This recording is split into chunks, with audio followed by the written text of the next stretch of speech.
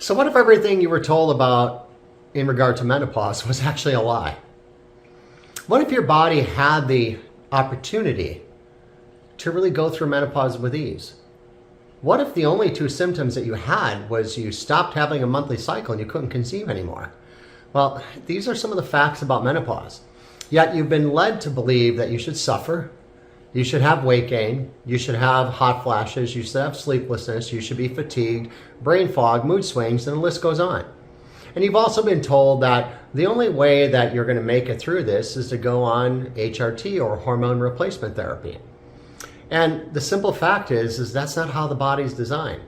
Now, whether you believe in God, the universe, or creation, or a combination of that, understand that as a woman, your body's designed to go through menopause as a simple transition, symptom-free, short of the two only true symptoms of menopause, and take a note on this, is that you should stop having a monthly cycle and you should no longer be able to conceive. You see, all these other symptoms that we're talking about, the weight gain, the hot flashes, the mood swings, the sleeplessness, the fatigue, the brain fog, all of these are symptoms of going through what we consider menopause with a brain, hypothalamus, pituitary, and adrenal gland system that simply isn't working that well. And do you know why it's not working that well? And I might be the one of the only men to ever say this to you, is because, you know what, honestly, men's lives are so much easier than yours. You see, and I know this because I've worked with women with menopause symptoms for over 20 years. And what I recognize in my clinic is that most women have spent the 30 years prior to menopause overworked, overwhelmed, and overstressed, because you know what? You've been taking care of your husband or your significant other. You've been caring for your children. You've been taking care of your house, very often involved in your church and community as well. And on top of that, you work a full-time job too. So it is a wonder. Is there any wonder that by the time you reach 45, 50 years old and you go through menopause, that the system that should maintain perfect hormone balance for you isn't working anymore? And that's true. Now, here's the kicker though, and this is what most people don't know, and most women don't know, most importantly, is that about 2 million women in the US enter menopause every year. And you know what? 15 to 25% of them are symptom-free, short of they no longer have a monthly cycle and they can't conceive, but they're not dealing with any other symptoms. So what's up with the other 75 to 85%, which is the highest percentage of women, and potentially you, that are suffering on some level?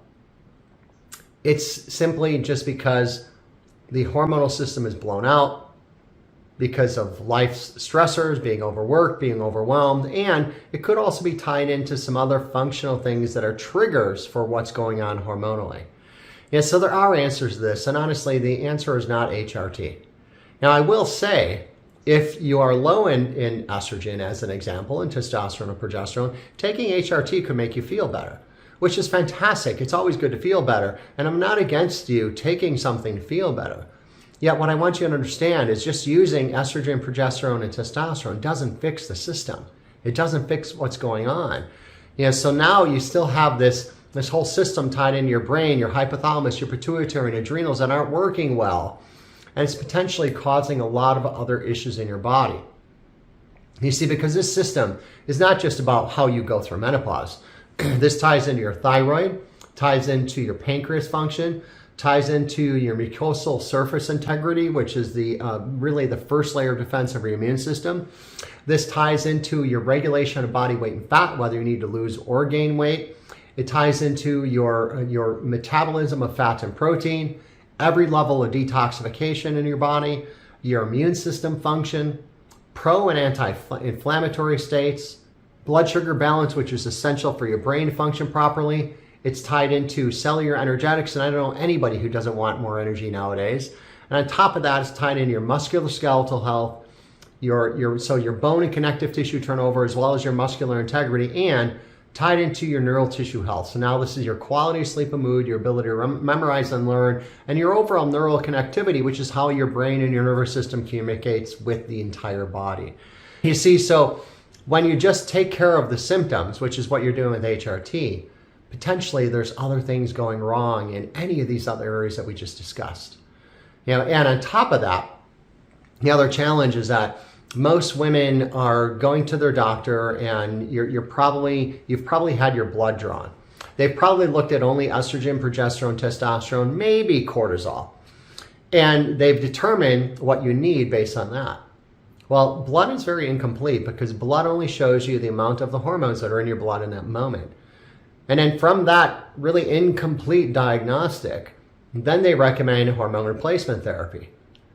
Well, typically you're given either a patch, a cream, or pellets.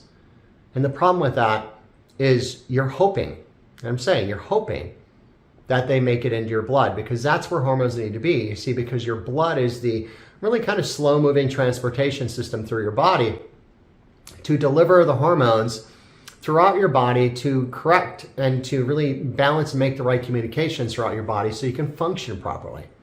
Well, the problem though is when you use a cream, a patch, or pellets, it sometimes doesn't make it into the blood. So then you don't really get the benefits. And if it's not making it in the blood, then you have to ask yourself the question, where is it going? Well, very often that it just builds up in your tissue. And I've seen this so many times when you test deeper and more comprehensively. Like when I'm testing women, I'm doing a 24-hour urine collection, looking at literally over 32 different hormones. That is looking at a collection over 24 hours. So it's not just one snippet of time. And it can also pick up what's in the tissue, not just what's in the blood. Because I've seen women who've gone on HRT who all of a sudden have an estrogen dominance, which is a risk factor for cancer, for breast cancer specifically. I've also seen women who've used testosterone and then the body starts to improperly convert testosterone into estrogen, and there's an estrogen dominance for that factor. I've just seen so many things go on that you probably haven't been told about.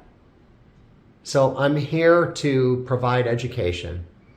So you can ask the questions for yourself, and you can ask the questions with really whomever you're working with from a hormone perspective, to really get to the bottom of what's going on with you. So you can not only have a symptom care, that you can also get to the bottom of what's going on in your hormonal system, address it at the core, and most importantly, get to the underlying triggers of why you're dealing with this in the first place anyway.